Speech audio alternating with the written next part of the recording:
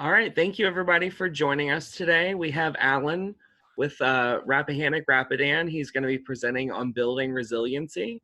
I'm going to kick it off to Alan, and the recording should be available up on our website by the end of this week. Thank you for joining us today, Alan. You've got it. I want to thank you for having me here. Chris and I go back a number of years and have done some work in the past. Just briefly, I did want to do a short introduction, but I am a prevention specialist with Rappahannock Community Services, and the focus of my work is on suicide prevention, mental health issues, and substance abuse prevention. With the opioid epidemic. I am also a mental health first aid certified trainer, and I am also a master trainer in adverse childhood experiences. I am also board licensed as a qualified mental health professional with adults and children, and do some work for National Counseling Group with crisis stabilization, home-based services, and intensive in-home services. I also actually teach several courses for the Bachelor of Interdisciplinary Studies program for the University of Virginia. So I always like to connect with community colleges and staff and students there as well. Now, this presentation I'm doing today, I've been doing for about 17 years, and I consider it a way of life. I've adopted it. I do it. I don't just talk it. And I'm going to ultimately talk to you today about characteristics of resilient people, and we'll talk about what resilience is.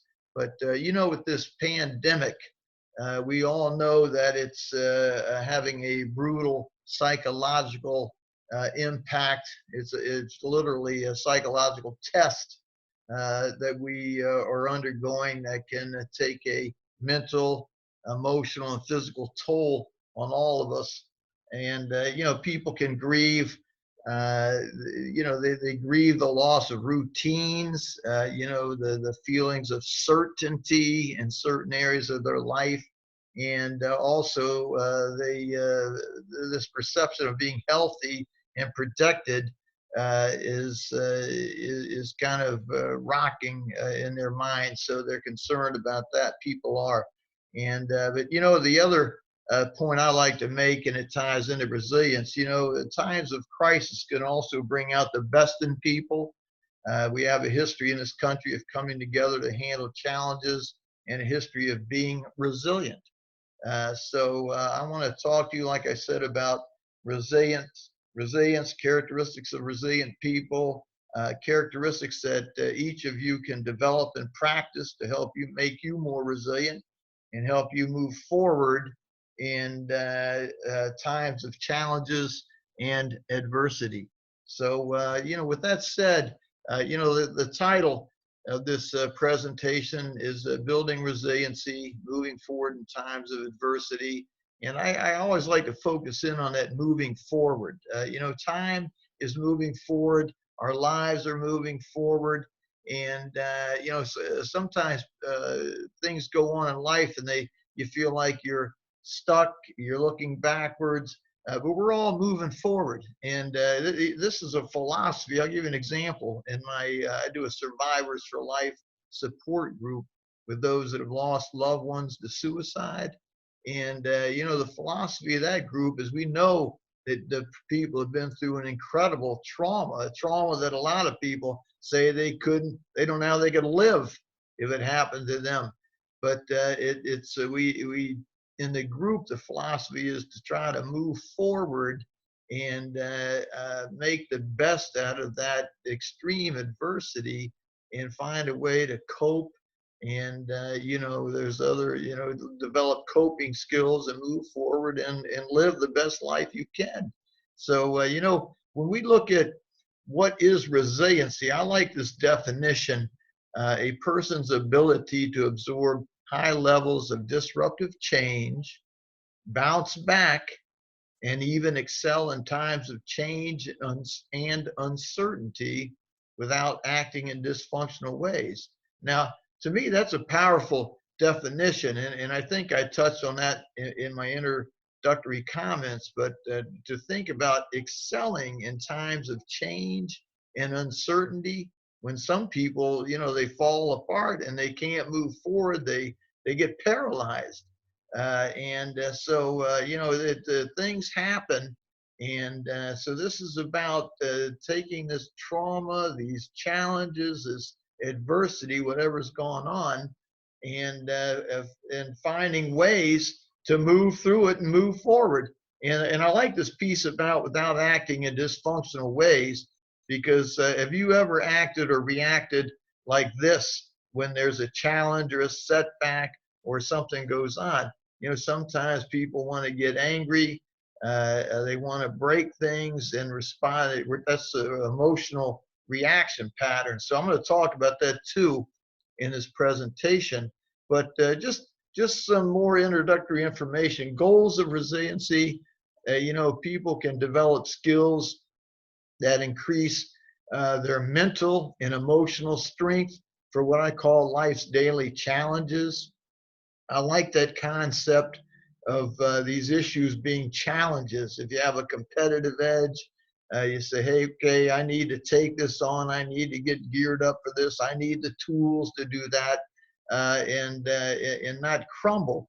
But the other goal is to be able to bounce back from disruptive life changes and function in this world of change. We all know there's change. It's inevitable. You'll develop confidence to know you can handle whatever the future may bring.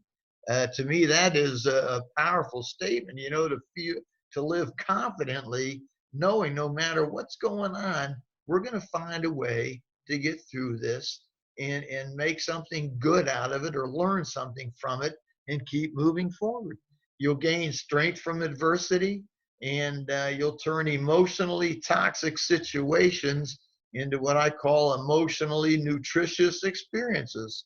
It sounds like something you can eat and enjoy, doesn't it? So the benefits of resilience, people become more self-confident, they bounce back faster, they become change proficient, and if they practice this and work on characteristics and develop those characteristics of resilient people, they get better at this each year. And they can ultimately convert difficulties into good luck. And I don't know anybody that doesn't want to become healthier, happier, and live longer and feel peace. This resilience is all about this, and I'm going to show you how. I guarantee you that. Highly resilient people, they know how to bounce back. They find ways to have things turn out well. They thrive in change. They don't let it beat them down. They go, okay, we've got a challenge here. What's going on? What do I do? Let's come up with a plan. They're moment to moment, day by day list makers. They take this stuff on pragmatically and set up plans and address it. They're flexible, agile, creative, and they adapt quickly. I mean, that sounds like some kind of a jungle animal to me, man. I wouldn't mind being that cat. But so they learn from life's experiences. Life is going to teach you stuff. They're going to learn from when something goes wrong. When they have an experience, if something goes wrong, they're going to learn from that and hopefully keep it from happening again. They gain strength from adversity. And, these resilient people, they're not complainers. They don't complain about life being unfair when they're hit with setbacks. They know stuff goes on. And there's a bumper sticker out there somewhere about that. I used to have it, put it on my car, but I'm not going to repeat that on here. But yeah, stuff happens, and you got to be ready to take it on and be up for the challenge. And so one more slide here. Characteristics of resilient people, they're positive. They see life as challenging, dynamic, and filled with opportunities. They're actually focused. They determine where they're headed, and they stay focused on their goals. They're also flexible. If they see that something needs a change, something's not working out, they're not going to keep doing the same thing over and over, expecting a different result, like that definition of insanity. they're going to be open to different possibilities when they're faced with uncertainty. They're going to do different things and try it. So they're also organized. They have great problem solving skills. They develop structured approaches to be able to manage the unknown. And they're proactive. They look ahead and they actively engage change. They try to see it coming. They anticipate it and they get themselves ready to work with it. They're analytical people too. They love analysis, taking information and comparing it and coming up with conclusions. And so one other a key piece I like to talk about, and I've seen this in literature with this pandemic, I call it emotional reaction patterns. Sometimes they call it distress reaction patterns, but they're all critical. So you see that red box there with shattering events, change, challenges. I actually use this information when I work with people in counseling. I use it in my own life, but you can add other issues to that red block. It could be triggers that people experience. You work with these triggers so they don't have emotional outbursts. It can be anything you can imagine, and shattering events, disasters. A lot of this stuff is based on how you respond after some of these rampage killings and these disasters that go on. So when there is an event like this, and for some people it could be just change, a change in their life, they're resistant to change. So sometimes people, you can see on the chart there, they can get angry is one response, explode. And ultimately on this chart, you're going to see that that doesn't take anybody anywhere. They can also go numb, bury this stuff deep inside. And I think we all know when people do that, they can work them over emotionally, mentally, and physically. You can get some health problems if you don't deal with issues that you have going on. Another path in response, a reaction pattern could be to be upset. That's a healthy reaction, an emotion. Hey, I'm upset about this. I don't like what's going on. Sometimes people take that and make themselves the victim. They go, okay, what's new? It always happens to me. And then other people say, hey, I'm not happy about this, but what am I going to do about it? And so that's where you begin to cope. And you come up with a plan. What are my options? What plans can I develop? How can I move through this? And when you do that, you start to resil, which is the action word for resilience. And when you start to resil, you're moving forward and you can ultimately thrive. That's the sun coming out. So I love this. I love this. I always try to check where I am when something's going on. Am I avoiding it and going numb with it, or am I starting to get agitated and angry, or am I going to just put my emotions out there in a healthy way, in a useful way, and say, I don't like this, but it's here. What am I going to do about it? Let me move forward. And the more, I'm going to tell you, this is something you can start doing today, right this minute. When you look at this chart, a lot of times people copy this and put it on their wall so they can see where they are. They do not want to get angry. They don't want to bury it. They want to move forward. So you can do a little map check on where you are when anything's going on. And if you find yourself stuck in being angry all the time or numb and can't move forward, it's a time to look at, I may need some help, some counseling or some help to move forward so I can avoid doing that.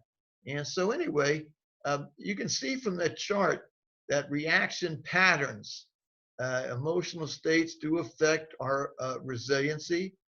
Positive emotions broaden and strengthen our ability to move forward, to bounce back. And, I love this quote here. It's not the situation, it's our response to it a lot of the time. So like I said, we can accept responsibility for our reactions. And, when something goes on, I always like this question here. What did I learn from this? Learning and growing is great. You know, sometimes people, if they, and I'll talk about it later, some people like to ignore it when things don't work out, you know, and again, if it works out, examine that and say, hey, this is a good way to move forward. I'm going to put that in the toolbox and hold on to that. And you always want to try to keep a good spirits and good energy. And so some positive emotions, I'll just lay these out here, you know, feelings of enjoyment, playfulness, not practical joking, that can get you killed, contentment, laughing. What, isn't it fun to laugh? I mean, it's a great, I love it when people laugh. And then satisfaction, feelings of satisfaction. I feel good about this. I feel satisfied. Warm relationships, love, affection, all these positive emotions, man, it just relaxed me big time. So now I'll work you up. These negative emotions, and you might get a little tense hearing these, but anxiety, fear, anger. And, you know, we saw some of that on that chart, but feelings of vulnerability. And I mean, people can feel that with this pandemic going on, man. People are feeling vulnerable. And I'll touch on it as part of this presentation too, but people with mental illnesses are more susceptible to these feelings, and it can impact them worse. So we need to be alert for that too. And you know, I do a lot of gatekeeper training in my suicide prevention work. I've trained over 40,000 people, students and adults, on how to recognize someone who could be depressed and maybe thinking of suicide. So we need to be alert to that too. And you know, I'm going to take a minute here now, just instead of at the end, but I'm going to mention that now. You know that when you look at mental health issues, uh, adults, 1 in 5 adults, that's 20% of adults experiencing mental health disorder in any given year. And like I said, people with mental health issues can be vulnerable in times such as this pandemic. And so we do need to be alert to any changes in people's behaviors, and you know, and be alert to those emotional reaction patterns. But one of the things, and I'll make it short, signs are what you see. Symptoms are what somebody experiences. You're not going to know what's going on with somebody if you don't explore what you see. So, you know, if you see somebody agitated all the time, they seem really depressed, they can't focus, they can't concentrate, they lose their appetite's changing, their sleep is changing. Me, I like to go to them and I say, look, I care about you, I'm concerned. What are you feeling? What are you experiencing? And how is this affecting you? That opens up a lot of doors, so you'll know what symptoms are going on. And you know, I'm going to tell you this, and Chris knows because he's been through the training. But ultimately, if you think things are bad enough, you need to ask this person, hey, are you having thoughts of suicide? And put it on the table. And if they are, they'll tell you, hopefully, and then you can see if they have a plan and then link them to help. So as we move forward here, problem solving, keep in mind that experiencing positive emotions opens your mind to a broad range of new ideas and possible courses of action. You know, my experience is when people have all these negative emotions, anxiety, fear, these blinders go on, and they can't see. They're in a hole, a deep dark hole sometimes, but it limits their ability to come up with positive action choices and ideas to move forward. So positive emotions do increase resiliency, and experiencing positive emotions each day enhances your problem solving abilities. So a little food for resilience thought. I like this here. You've heard of food for thought, but you know, change is inevitable. Growth is optional. Change is going to happen, but you know, a lot of times people miss the opportunity to learn and grow when there is change that goes on. Just a little food for thought. So when faced with adversity, your mind and habits will either create barriers or bridges to a better future, Resiliency can be learned and develops out of practice. I like that stuff. You don't have to be born it. You can be, but if you're not, you can learn and practice and become very resilient. And the struggle to bounce back and recover from setbacks can lead to developing strengths and abilities you did not know were possible. You learn a lot about yourself when you go through challenging times and adversity, and especially times like this uh, pandemic. So that which does not kill me makes me stronger. You gradually become more resilient as you interact with the challenges in your life. So what is a paradox? I'm gonna tell you what it is. Is when something can be one way and the opposite. And resilient people have a lot of what are called paradoxical personality traits. And I don't want to get too complicated here, but it helps them be more flexible. So let me give you some examples. Flexibilities. Resilient people have two feelings about everything, and they are opposite. They can be one way and the opposite, depending on the situation. The more paradoxical traits a person has, the more flexibility they have. And so these traits increase the chances of them successfully handling any situations that develop. And so they actually become a function of the situation they're in and respond with flexibility. Now, with all that said, let me give you some examples of some paradoxical traits. Serious and playful. You know, when we think about serious people, sometimes I hear people say, oh, we ought to get rid of all of them. They're boring. But, you know, sometimes we need to be serious. Sometimes if we're serious all the time, that can mess you up too. And so it's great when you can be like a child, really, and be serious at times when you need to be, and also relax and be playful at times. And so self-appreciating and self-critical, you know, people who brag about themselves and do that all the time, they're annoying. It can work you up. And if they're self-critical, they can tear themselves to shreds. But if you can be self-appreciating and say, hey, I did a good job, that's positive self-talk to me. Hey, I feel like that worked out good. I'm proud of myself.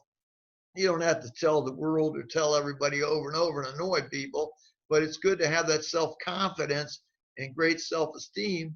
And, you know, at the same time, you might say, hey, is there anything I could do to make that better?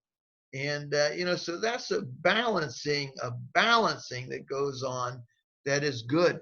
Optimistic, pessimistic. If you're optimistic all the time, people go, hey, you know, this is driving me nuts because we know everything isn't perfect. If you're pessimistic all the time, that's annoying because you think you're cynical. You know, why can't you see the bright side of anything?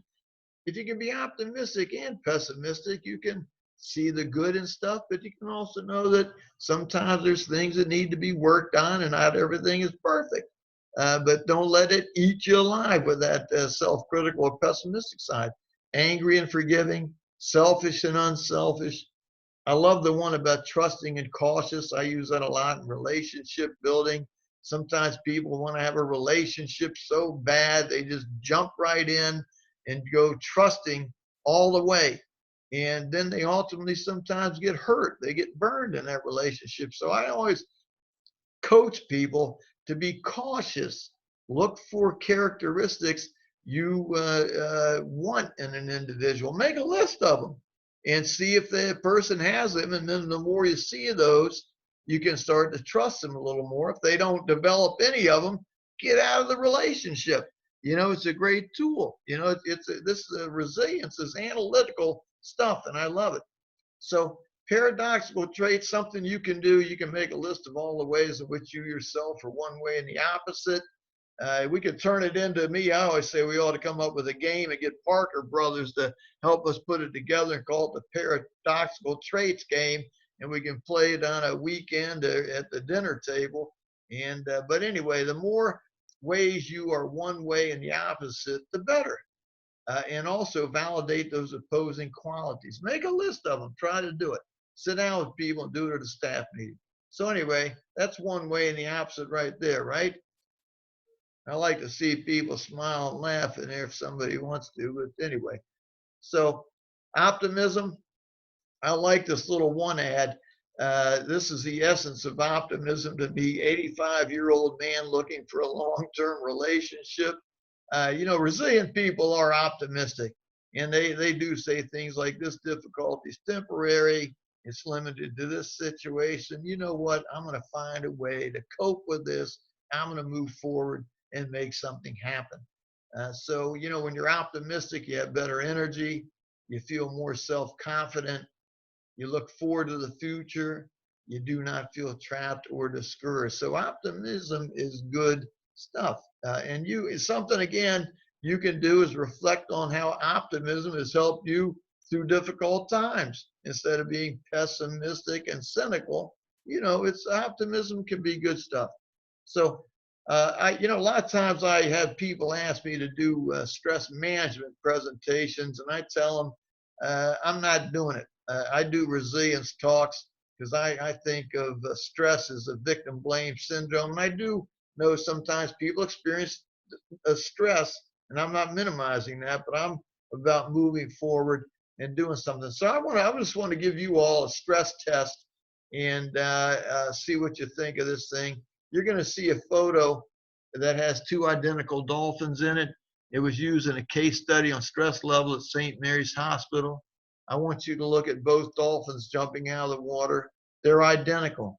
A closely monitored scientific study of a group revealed that in spite of the fact that the dolphins are identical, a person under stress would find differences in the two dolphins.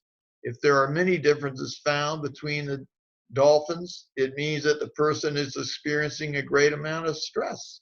So look at the photograph, and if you find more than one or two differences, you may want to seek help or take a vacation. So you ready for this? Everybody ready? Here you go. Anybody see any difference in those dolphins? Yeah, I like to see smiles. Sarah, thanks for laughing there, man. I like that.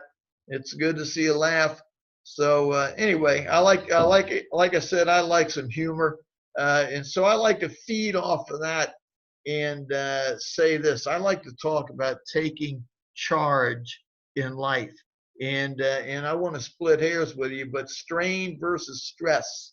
Anybody doing any working in the yard lately after being tied into the house over the winter? You get out and do something physical. You typically feel sore after you've done that, or maybe you're starting to work out again and get in shape. Your muscles feel sore. That's because you're straining them. And athletes do it all the time. They'll work out, but they'll take a break. They'll rest and recover and let those muscles get strong again after they've strained them. And then they come back. They feel stronger. They can persevere. They can do it longer. So if you see on this slide here, strain strengthens and challenges you. Stress is your reaction to things. That's that victim blame syndrome. So something you can do. Couple of tips. I always like to throw these out. Look at what you're responsible for. Whatever it is, work wise, home life wise, whatever you're responsible for, and then engage it, take a break from it, re-engage it like that athlete that's working out and getting stronger, straining themselves. And over time, you'll get things done. You'll get better at it. You'll feel good about yourself. And something else you can do is just remember that rest and recover, but focus on important things in life and have a sense of humor. Okay, don't lose that humor. I'm not saying practical joke, but keep a light attitude, but focus on important things. If you do that, you're going to take charge of your life and you're going to get things done. You're going to be doing things you're responsible for. You're going to be doing things that are important to you. And when you do that, you're going to develop confidence in yourself. You're going to anticipate handling something well or expect to learn something useful from it. And so what was once stressful to you becomes an invigorating workout. You become stress resistant. So I like that little process, and it's a simple thing that people can do. So I got a, typo in there. I see that now. I'll fix that. I don't know how that got in that program, but qualities to strengthen your resiliency. I'm going to talk about some characteristics here. And one characteristic that people can work on and practice is to remember what it's like to be a child. This playful, you talked about playfulness, serious, playful childlike curiosity. Remember to be curious, laugh, play. Children love to learn how things work. They ask lots of questions. They have a good time almost anywhere. If something's going on, I mean, I know myself, I've said, what did I go to this thing for? I don't know if I want to do it. And when I go there, I have a pretty good time because I like to engage with people and do stuff. And next thing you know, what was I thinking like that for? Here I am having a good time. And sometimes, you look at kids, they make a mistake, they get hurt. You think, oh, it's the end of the world. But within minutes, they're laughing and playing again. But as adults, if we could carry that through, I mean, I know people that make a mistake and they go, I'm never, ever going to do that again. I'll never try that again. I give up. And if people want to do something, it takes some practice. It takes mistakes. The thing about failures are nothing but a step towards success. So we have to fail to get better, and if nobody's perfect. So, resilient, these kids, they counterbalance a tendency towards seriousness with that spirit of playfulness. They do it unbelievably well. So also in distressing situations, an ability to play and laugh at what is happening improves your chances of coping well. Your mind is able to absorb useful information, not become overwhelmed. So something you can do, learn to make yourself laugh more, find that good spirit inside yourself. And that way you don't have to rely on outside sources. You can generate that stuff within yourself with that characteristics. Another characteristic is this ability to constantly learn from experience. Resilient people, they facilitate being changed by new or unexpected experiences. They're going to ask questions like, hey, what is the lesson here? What am I supposed to learn? What early clues did I ignore? Why didn't I see this coming? The next time this happens, I'll do the same thing I did because it worked out well. Or since I've used my analytical skills and I'm learning and growing, I think I'll try this and do this. That would probably work out better. They don't beat themselves up when they think like that. They just go, they're learning and growing, and they're embracing this resilient mindset, the moving forward mindset. Resilient people, they adapt quickly. They're mentally and emotionally flexible. And this ties into those contradictory personalities, paradoxical personality traits. They're comfortable being one way and the opposite. They can be both strong. Here's some more. They can be strong and gentle. They can be sensitive and tough, calm and emotional. We talked about serious and fun, but on and on and on. And you're going to make a list for yourself and expand into those. They can think in negative ways to reach positive outcomes. I love that. If I'm in a group and I'm throwing out ideas and everybody goes, oh, yeah, I love that. Everybody loves it. I'll say, hey, someone tell me how this thing can mess up. I want someone to tell me how this cannot work. And I don't take it as a challenge. I take it as a way to make sure we're not doing group think. I like to look over my shoulder, think about past stuff, and be analytical and pragmatic to make sure that things will work and we'll have positive outcomes. So it's okay to think about how could this go wrong. That's what could go wrong, so it could be avoided. That's a good way to be. Resilient people, they have solid self-esteem and self-confidence. So you guys know self-esteem is what we feel about ourselves. Self-confidence is actually our history with ourselves at getting things done. So these determine why are these important to being resilient? I think you can see this from what I've talked about. These determine, for example, how much you learn after something goes wrong. If you don't have good self-esteem or good self-confidence, a lot of people go, oh, I can't handle this, I can't think about that. They miss the opportunity to learn and grow when something doesn't go well. When they, and I don't like it, we'll use the word failure, but when it doesn't work out, it fails, there's an opportunity to learn something there and to be stronger and learn from that adversity. These self-esteem and self-confidence, they allow you to receive compliments and praise. If you don't have good self-esteem or self-confidence, if someone says, hey, you did a great job, or I really like how you are, that inner voice is going to say, they don't know what they're talking about. I don't believe that. I don't see myself that way. And it makes it hard for a person with low self-esteem or self-confidence to do that positive self-talk or take compliments and praise. So, and those feed people. People like to hear that stuff, and if they don't believe it, there's ways of, see me, I have ways of working with people to build their self-esteem, to build their self-confidence. There's other programs and trainings I do. So these are actually a buffer against hurtful statements. If I have good self-esteem, self-confidence, someone says something harsh to me, I'm not going to overreact. I'm not going to find myself on that reaction chart at angry or going numb. I'm going to say, okay, let me analyze what they're saying. Let me bounce that off of my picture of myself without being egotistical. Is there something that they're saying that I can benefit from? If it is, I'm going to make some changes in myself.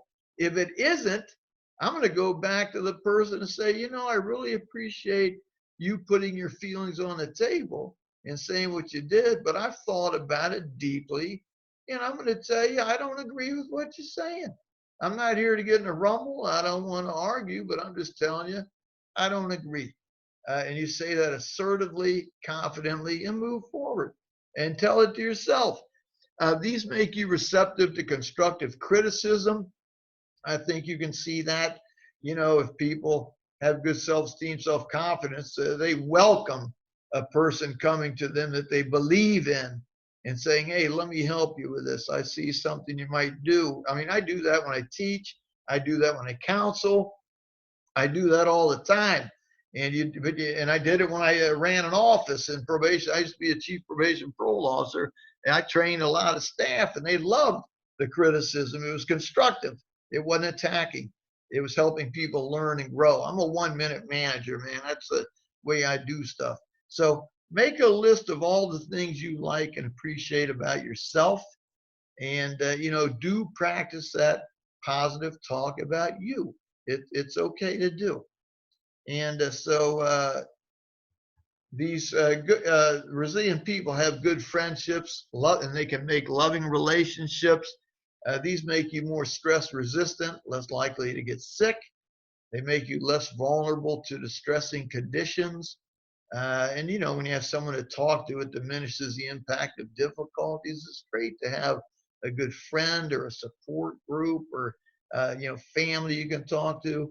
And these relationships can increase feelings of self-worth and self-confidence. I feel good about myself. I like this relationship, and I feel confident in it. So I always like this picture here. It's a nice little, everybody would like to be with that little friend, right? So it's a good feeling. I like it. Sarah, I like the way you shake your head and smile and stuff. That's good stuff, man. So resilient people, and this is, I call it putting it on the table. Put the keys on the table, I always say.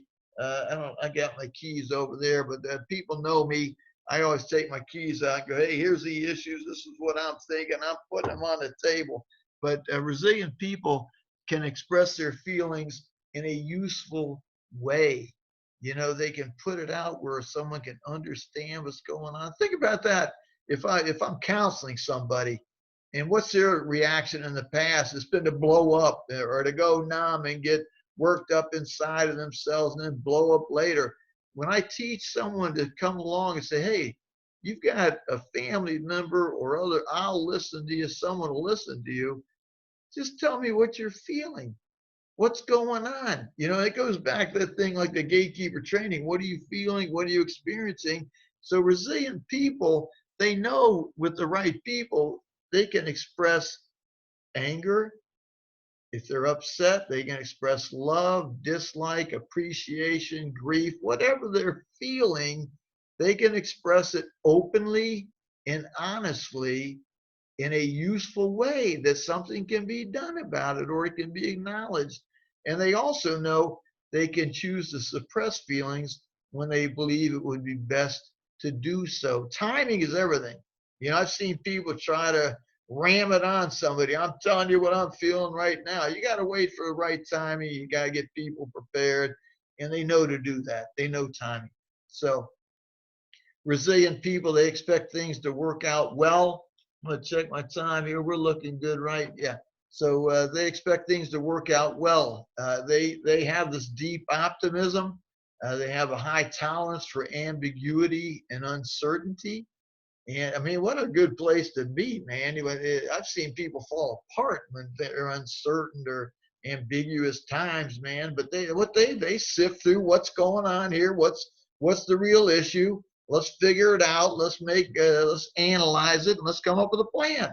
They're a good role model of professionalism. They can work without a job description. And they're great. They bring stability to crises and chaos. You want that. You want calm people. Okay. And I'm going to tell you, this pandemic, I've seen a lot of people, their anxiety, agitation, it's gone off the chart in families and with other people. So we need to be alert and just be calm and be a stabilizing force out here. So, I like this statement here. How can I interact with this situation so that things work out well for all of us? What am I going to do during this pandemic? What am I going to do to take care of myself? What am I going to do to take care of family? Something I can do for the community. And, so you figure out things to do. And I've got, when I look at this, I'm interjecting a couple things, but I always talk about healthy habits. And maintaining those routines, healthy habits at work, get your good sleep, and you hear the things about healthy diet, but regular eating hours, try to stick to those routines, and exercising, easy to say, but things like walking, hiking, if you can find a place to do it. The park's closed up there. I love to hike, or just working out on a stationary bike, whatever you can do. Mindfulness, meditation, yoga, staying hydrated. I like to say this too, avoiding news. If it works you up, I can watch it. I did parole work. I work in suicide prevention. I do rampage killing talks. I've seen and experienced a lot of stuff. So I can take it. But even once in a while, to me, the news gets too much.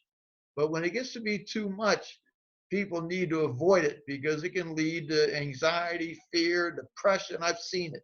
So just turn the news off, turn on something light, enjoy a movie, do something like that if you're going to watch TV. These healthy and supportive relationships are critical. Who's on your team? And to avoid feelings of isolation and loneliness with this social distancing, we can do things like this. I did a Zoom support group the other night, for my survivors, and they came to life in there because they could talk to people and interact, say what they were feeling. It makes me want to get tears because it really affected me emotionally to have them be able to open up and talk like that. But we can all do these. And Chris, thank you for doing this training and bringing us together to be together, man. I feel fantastic being with you all, even though I'm doing all the talking. I apologize for that. But that's what I have to do with training. When I teach, I ask a lot of questions. I can tell you now. So you can do the Zoom and texting, FaceTime, telephone, emails, and you can avoid negative coping skills such as substance abuse, make that plan, make a list each day, each moment, what you're going to do. Those are things you can do. So another thing that resilient people do is read others with empathy. They see things through the perspective of others. They always ask what others think and feel. What is it like to be them? How do they experience me? And the whole goal here is what is legitimate about what they feel, say, and do. We can learn things from other people, from the way they think, and that kind of thing. Now, when you show empathy, you want to be around mentally healthy people. They see how things work from others' point of view. They don't mind listening to you. They work to comprehend how things look from another's viewpoint. And, it doesn't mean they have to agree or approve, only that they comprehend. Again, it's what is to be learned from thinking as this person thinks.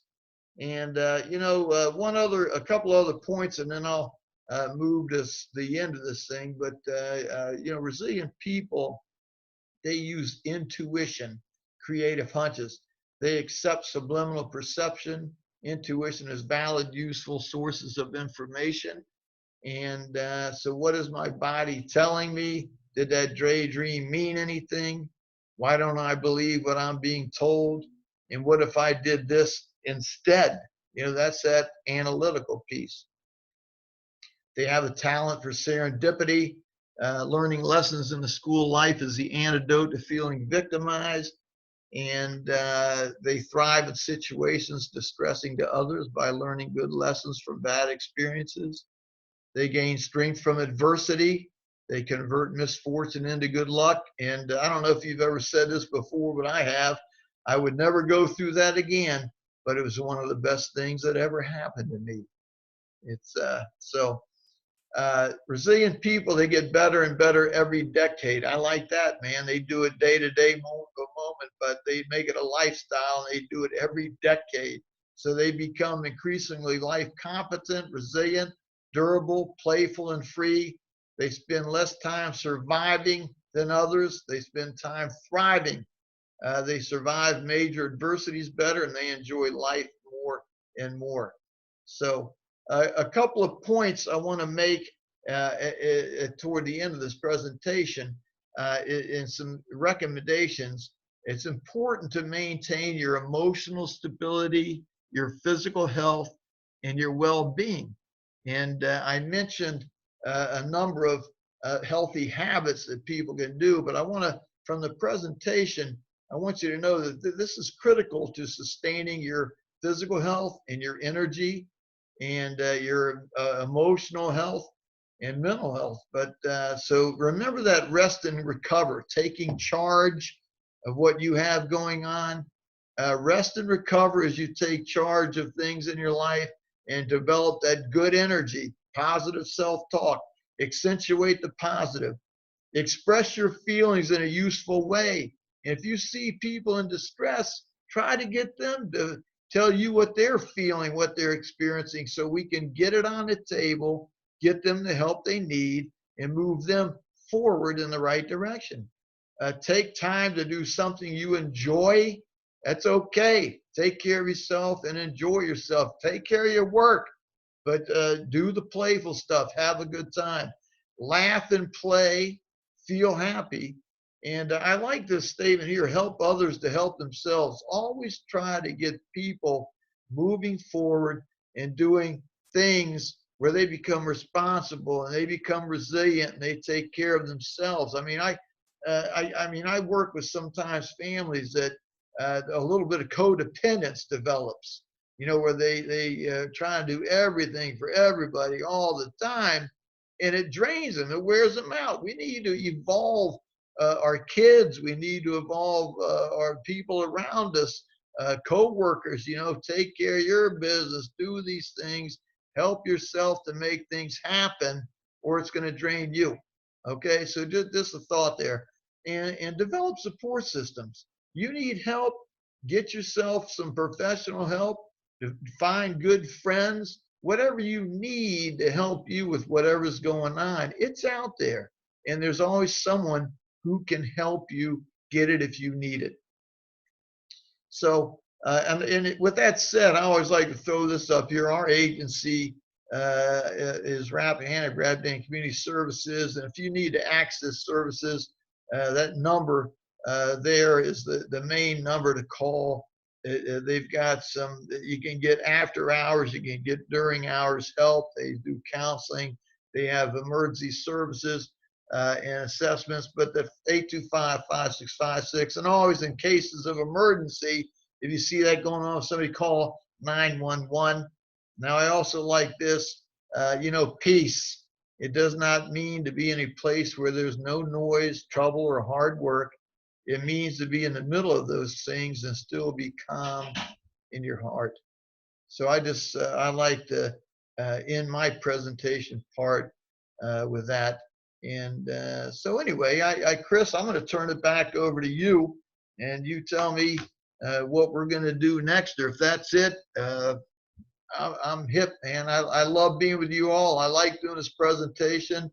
I hope it's meaningful and helpful to you and your families and everybody you work with. I just wanted to leave time for if anybody has any questions for Alan. Sure. Okay. I can unmute anybody. If you just raise your hand, I can unmute you.